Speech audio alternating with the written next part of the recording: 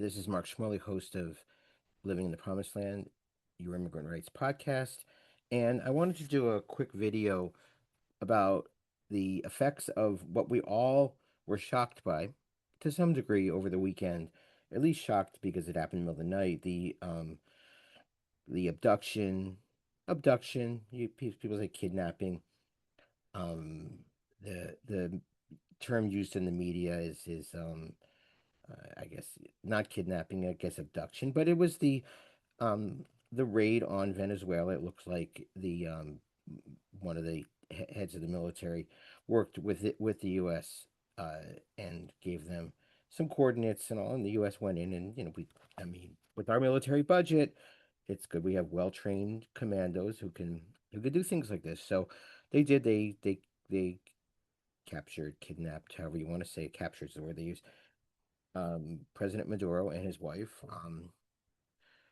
Miss Flores, and they are in New York City and in the jail where El Chapo was, and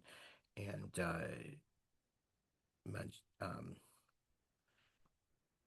uh, the guy who shot the uh, United Healthcare executive, president last year, CEO, and I think Pete Diddy's in there too. So they're in that jail. So, but besides all of that, obviously, that's what we see on the news. That's what's out there. I want to just give a quick discussion because this is where we're going next with the podcast, anyways. How does U.S. foreign policy affect immigration? And there's a couple things. One, um, oftentimes the violence of the U.S. military, as we've seen, I mean, before kidnapping President Maduro, the United States was bombing um, boats. In fact, one they did the second tap striker when they double tap when they do a second one to kill the survivors that were in a boat, so they would have no witnesses to it. The blockade of the Caribbean and the complete disruption of activities there, and really it's terrorizing to the people in a country when you do that. I mean, they when you do these raids, when you do these bombings, they had bombed part of their infrastructure before, and this is their oil infrastructure. So the question is, where does this come from? I mean, I would say Americans, but people in the United States especially are wondering what's going on here. And of course, they charged him with drug trafficking. We haven't seen much this there. There's a lot of controversy on that, what have you. But we do know this. We do know that the one world leader in um, the former Central American president, former Honduran president, who was convicted of drug trafficking in the United States and sentenced to 45 years, convicted by a jury in the United States, sentenced to 45 years, which is huge, was pardoned by President Trump. So we know that it's not a matter of keeping people in the United States safe from drugs. It's a matter of serving whoever your masters are. And it's very confusing in Venezuela who the masters are because the opposition, which has been propped up, has been sidelined, and rightly so, because these people like Juan Guaido and um, Peace Prize winner Machado. Guaido, I haven't heard as much from, but Machado is running around saying, "Invade my country. We are going to give you oil. We're going to allow investment." And as her own people, the people she's supposed to love and represent and be the hero for, are being rounded up, sent to CCOT, as we've seen, thrown into detention centers in the United States, these gulags, not let out, not having an embassy to represent them because the United States represents the one Guaido non-government, government in exile, whatever they are, but they can't do anything, so that they don't recognize. So there is no embassy representing the Venezuelan government in Washington or anywhere else. Oftentimes, people can go to their embassies to be even treated well. She said not a peep about that. She's done nothing. I mean, if she's this hero of peace, the Nelson Mandela, or if we want to be feminine, the Harriet Tubman, the risking her life to get her Peace Prize, but risking her life, then why isn't she she's in Norway now. She can fly to the United States. She can go to Louisiana. She can visit Venezuelans detained there. If at the very least, are you okay? What's going on with your case? Are you being hurt? Nothing. Nothing. Because, as one colleague said, unfortunately, she's made a calculus to throw in with Trump. And everybody knows Trump doesn't respect that. He likes when you do that, but he doesn't respect you as a leader to do that. I mean, and we saw that by the fact that he actually respected the Houthis in Yemen because they had game. He respected Zoran Mamdani, his political opposite in New York, because he knew that he actually was popular. And he says about these folks, well, no, they don't have the popularity. So that's that. But going back, talking about what's going on here. What did we learn in school? We learned what the Monroe Doctrine is, and we know that Trump, I don't know if it's Trump or other people have called it the Donroe Doctrine. Okay, the Monroe Doctrine came around in early 1820s, and at that time, um, especially in this region, the Venezuela, Colombia, um, Simon Bolivar was leading a liberation of those countries from Spain, and following the Haitian model. And fascinatingly, something I just recently learned, actually, that I didn't know, was how the Haitians who fought off the French in late 1700s, and the French left, and they beat them, which is pretty amazing. They beat them out, and they were an independent country, and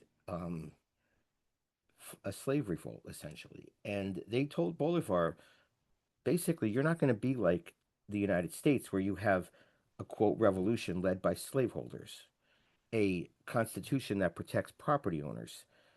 You're going to have a revolution that serves the people more. And so Bolivar was, there, and the United States basically kind of stayed out of it, and then Monroe said, "Wait a minute, you know what? We're gonna lose out if we don't have something to say." So he said, this hemisphere, we will not accept colonialism essentially in our hemisphere. And so people were like cautiously sort of optimistic. What does that mean? You're not going to accept it? We're a new country. Maybe these guys are going to change in the United States. Maybe this is something that's not so scary. Maybe they're not. What maybe they do have this idea of freedom, liberty, what have you. Well, what ended up happening with that was the United States ended up, as it quote expanded west and genocided Native Americans, and used a slave economy and just took over the lands in the west. Also headed south, and by the 1840s and 50s took away a lot of Mexican land, in different attacks and different, just encroaching on their land. And in the 1850s, even invaded a couple of times Honduras, Nicaragua, through these sort of private, these sort of militias, private army. In Texas, it was just, you know, slaveholders wanting to go west, take part of Texas. Sam Houston, all these folks, and we, especially if you're from there, whatever version of that history it is. But they were roughly the same size, the United States and Mexico, and then the United States took what huge chunks of Mexico, which are now what makes up our Southwest. And so, um, the the United States was not, okay. It was not seen as, so innocuous in some way, in a lot of ways. So then, Teddy Roosevelt comes along. The last colonies, I mean, Spain's gone pretty much, except for the Caribbean, except for really, at that point, Puerto Rico, Cuba, Dominican Republic. So Dominican Republic was gone, but Puerto Rico, Cuba.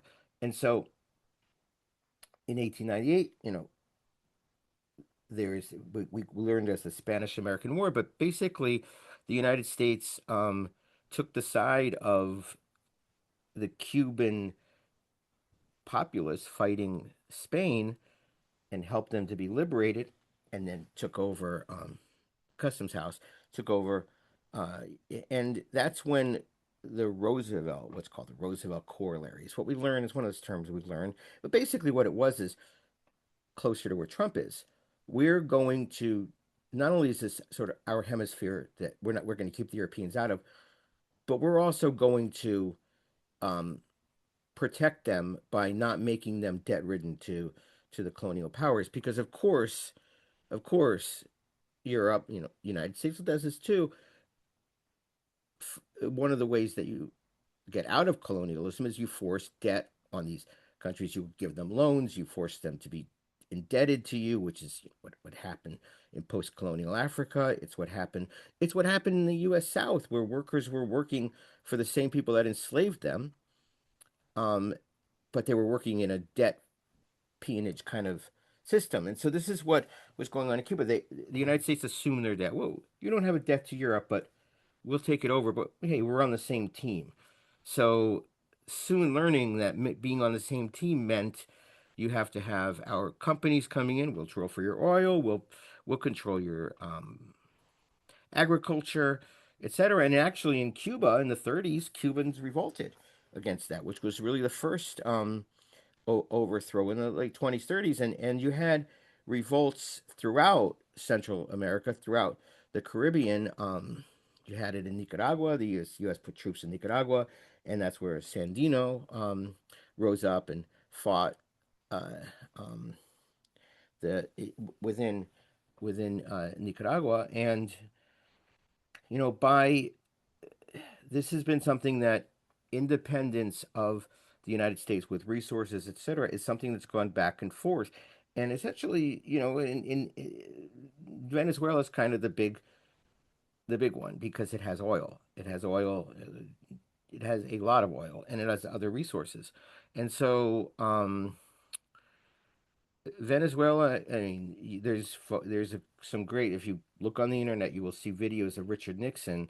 Maybe we'll drop a couple in Venezuela, and that always sort of strikes me as how he would basically had to hide out in the U.S. embassy because when he went out among the people, even in a car, he was pelted with rocks. It was actually pretty dangerous. It's a pretty scary scene if you're him. So the United States wasn't welcomed, and in so since Hugo Chavez took over in 1999 and had a program that basically the money from the oil was going to benefit social programs within the country, and it was a form of socialism and the control of the oil and within Venezuelan hands. Well, we know he was. They kidnapped and tried to remove him from office in 2002, and that failed. And and I mean, the obsession with Hugo Chavez was so great that they blamed him for Trump's loss in 2020 in the election here, and the man was dead for 8 years, 7 years by then. So, this is an obsession. So they picked him up. Now, what this does, who knows, in the Americas and this sort of unraveling. Now, some people say, well, this is what this instability creates more immigration to the U.S. Well, that's true, except one thing about the border, as we know now, and the entry to the United States is it's essentially a police state. So people aren't getting in any way, even if they are put in desperate situations. But it does put them into desperate situations, and desperate people can make desperate decisions. So we know there's been an economic blockade on Nicaragua, on Cuba, on and certainly on Venezuela. And having been especially in Cuba, you see things aren't on the shelves. It can be really hard, but everything that's there, everything you see is that the people within the countries are not, you know, starving, trying to starve people out, trying to force them, is something that these folks have lived under different colonial regimes. I mean, they're not Im immune to understanding it, and they're certainly not, in my view, going to bow to it. And so, how this affects immigration, immigrant rights is going to be really hard because meanwhile, we talk about they're not even saying they're doing it for the Venezuelan people, except for that much. But meanwhile, the Venezuelans in the United States that don't have a status that are applying for asylum that had temporary protected status um, were are being deported, detained, treated horribly. So, because when push comes to shove, what Trump is saying is, no, we don't these we don't we're not part of the hemisphere with them. We're not protecting them as a big brother from Europe, which is what really the Monroe Doctrine was. And there was a bunch of there was these different actors there. So, of the choice, you think, okay, maybe these Americans, back in 1820, maybe there's something there. Maybe we can be a respected hemisphere. No, Trump is saying it's about power. And I mean, this is what the image that a lot of Americans had of Latin America is it's there for us. It's there for us, and it's not going to ever be as big as us. And Mexico, I think, is really providing a strong example um, of standing up to the United States with this, and which is hopefully, will continue to play a role in that it's a strong country in many ways, and it's a strong economy, and so th they've been a leader in opposing what these coups are, but creating terror within a country, whether you invade it or not, creating the overall threat that you'll give us what we want or we'll take it is not radically new.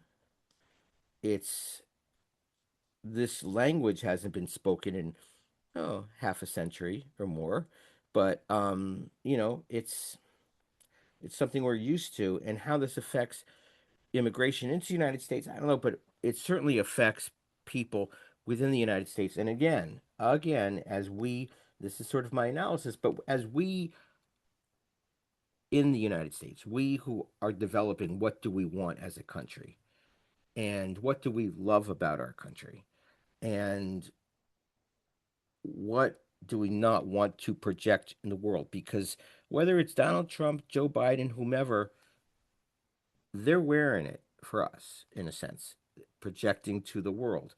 And we need to be clear that unlike the Democrats who said, well, this is something we didn't see if there was a rationale for it. It wasn't presented to us. Therefore, we can't agree to the kidnapping of Nicolás Maduro and his wife, um, Celia Flores. No, we have to say that don't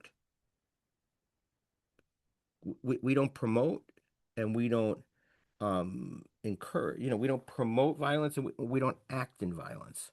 And that's number one. That's easy enough, right? We don't, but also that um we have limited resources, and that matters also. And it's interesting because President Petro from Colombia talked today. He had a very good conversation with Trump, and he talked about alternative energies, and he talked about, look, oil is bad. It's kind of interesting. He's a very brilliant man, and certainly a man whose policies are there to design to enrich people, not corporations. It's a different, definitely a socialist, and so but also somebody who understands it's not in the good of the public to create a world where oil is central to push forward that world. I don't know what his, you know, I don't know. Trump could have been impressed. Who knows? Is this Trump? Who knows? But it's a leadership. It's somebody saying this is where we're going. So yes, what happens in the hemisphere, what happens in foreign policy affects immigration, and it affects the people that are living in here from those countries, and it affects how we approach those countries, because it's true.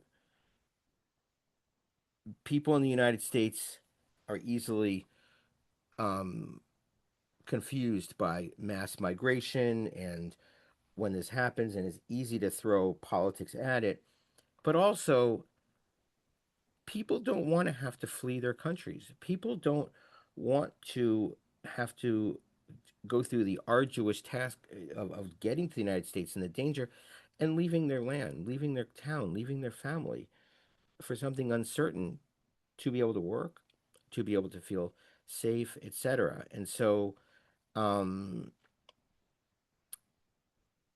the wealth, the idea of extracting wealth to feed whatever it is that you need to feed is something out of like a science fiction movie, and it's where we are. So I um, just wanted to say, I mean, it certainly is a violation of international law. There's no question about that in my mind. Um, to kidnap a world leader with flimsy charges, to bomb these boats, to stick, to murder people, and it is, pre-planned without taking them on trial. And there's no way that the armada of the United States could not capture these boats going by. But this is something that we and we're going to talk about it a little more. We're going to talk about this stuff. We're going to talk about it in some upcoming episodes, but I didn't want to leave that unturned. And so there's just something to chew on. I will be back with you all in a couple weeks. I'm actually going to be in Nicaragua, and I'll be maybe reporting from there. If not, coming back with some stories from there. And it's not a trip to do lots of interviews. But it's also a country which really was the last U.S. One of the last U.S. interventions. It's been a couple since then. Be well. Happy New Year to everybody again, and take care.